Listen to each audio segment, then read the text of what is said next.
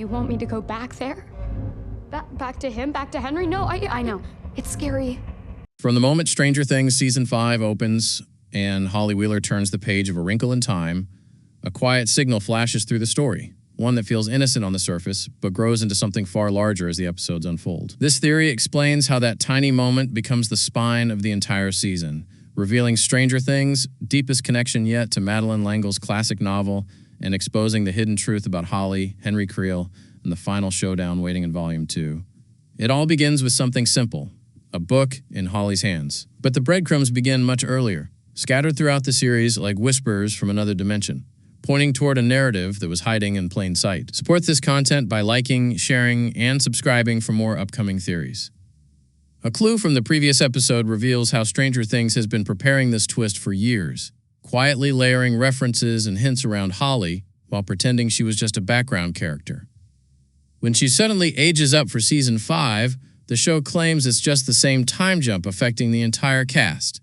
But this theory shows us a hidden detail. Holly wasn't aged up for realism. She was aged up because the plot needed her to mirror Meg Murray from A Wrinkle in Time.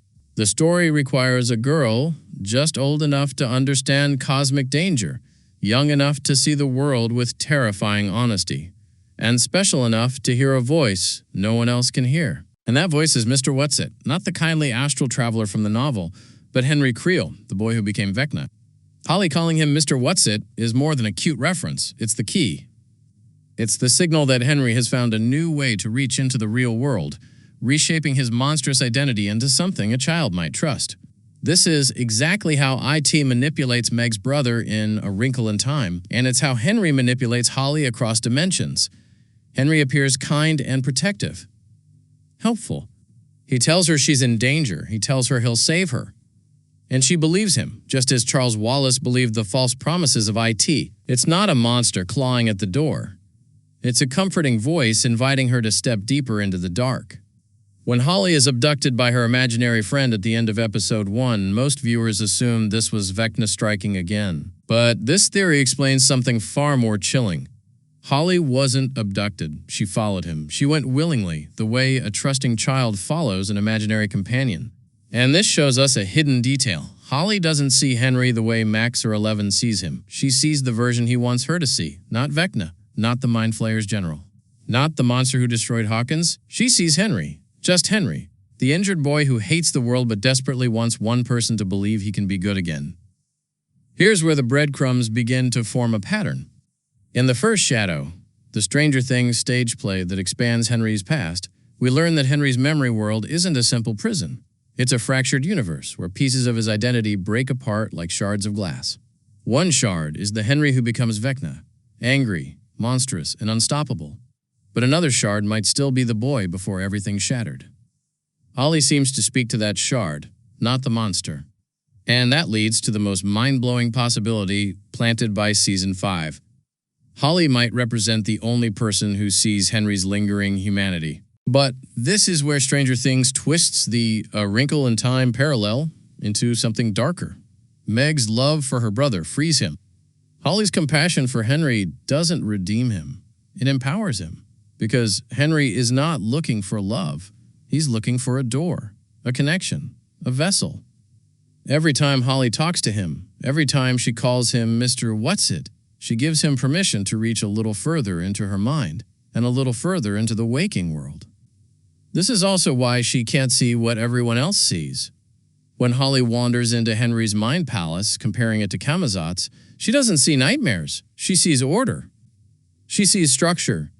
She sees a world shaped like a story she already understands.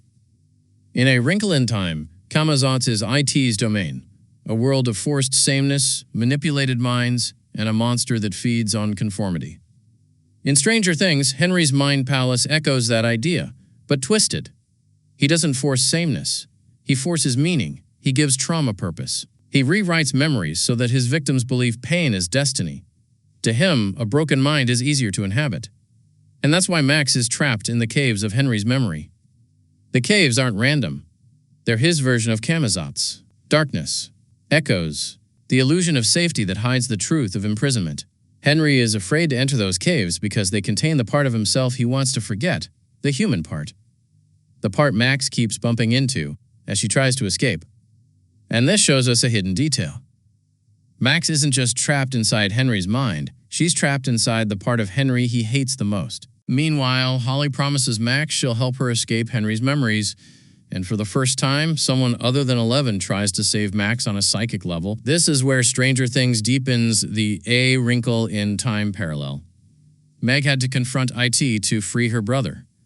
Holly must confront Henry to free Max. But Holly is walking into a battle she doesn't understand, believing she's speaking to a protector instead of a predator. And then there's Will Byers, the wild card. A clue from the earlier episodes reveals the biggest twist. Will's psychic abilities are finally awakening, and Henry knows it. Will killing 3 Demogorgons with his mind isn't a simple power-up moment. It's the universe itself acknowledging that Will has been Vecna's inverse since Season 1. If Vecna is the IT of Stranger Things, Will is the inverse of IT, the one mind Vecna can't break, the one heart he can't control, the one boy he underestimated. And that's why Vecna tries to recruit him by attacking his insecurities, whispering that children are weak and compliant. Henry wants Will to believe he's vulnerable, so he won't realize he's the only one who can destroy Vecna from the inside. Meanwhile, 11 stands at the opposite side of the board, the astral traveler who can walk through memories the way Meg walks through dimensions. Season 5 positions 11 and Will as opposing forces, 2 cosmic siblings whose powers mirror the duality of Mrs. WHATSIT and Charles Wallace. They aren't enemies, but they aren't aligned either. Their disagreement about saving Henry, saving Holly, and rescuing Max sets up the emotional explosion waiting in Volume 2. 11 believes in force. Will believes in connection. Holly believes Henry can be saved. Max believes Henry deserves to burn. This 4-way psychic conflict becomes the emotional storm that Vecna uses to fracture reality. And once again, the clues were there from the beginning. When Holly was seen talking to herself, fans thought it was cute. But the show was signaling that she was seeing what the others couldn't. When she compared Henry's world to Camazotz, fans thought it was a reference. But it was the writers telling us that Henry's world is a place where minds are shaped, broken, and rebuilt. When she called him Mr. Whatsit, fans thought she misunderstood the book, but it was foreshadowing the reveal. Holly sees Henry as a guide because he made himself look like one. And here's where the theory reaches its final, mind-bending truth. The show is not adapting A Wrinkle in Time, it is inverting it. In L'Engle's novel, a girl journeys across dimensions to save her brother from a monster called IT. In Stranger Things, Season 5, a boy, Mike, and 2 astral children, 11 and Will, journey across psychic dimensions to save a girl, Holly, from a monster who pretends not to be IT. In A Wrinkle in Time, love frees Charles Wallace. In Stranger Things, Holly's love for Henry Creel may doom her. In A Wrinkle in Time, Camazotz is a world that must be escaped. In Stranger Things, Camazotz is a world Henry escaped into. In A Wrinkle in Time, the astral travelers help guide the hero. In Stranger Things, the astral travelers, Will and 11, disagree, splitting the team. In the book, the final battle is between Meg and IT. In Stranger Things Volume 2, the final battle is shaping into a confrontation between Will, 11, Max, and Holly, each representing a different path, a different belief, and a different future for Henry Creel. And here's the last breadcrumb, the one that binds it all together. Holly sees Henry as he once was. Max sees Henry as he became. Will sees Henry's weakness. 11 sees Henry's power. Only together can they face him. Only fractured can he win. Stranger Things has always been about bonds, friends, family, and the invisible ties between lost kids and the monsters that hunt them. Season 5 transforms those bonds into a cosmic battleground, weaving the themes of A Wrinkle in Time, light, darkness, love, and identity into the final showdown. And as Holly stands in Henry's memory cavern, staring into the dark, promising Max she will help her escape, the story becomes clear. Holly is not a background character. She is not a cameo. She is not an afterthought recast for convenience.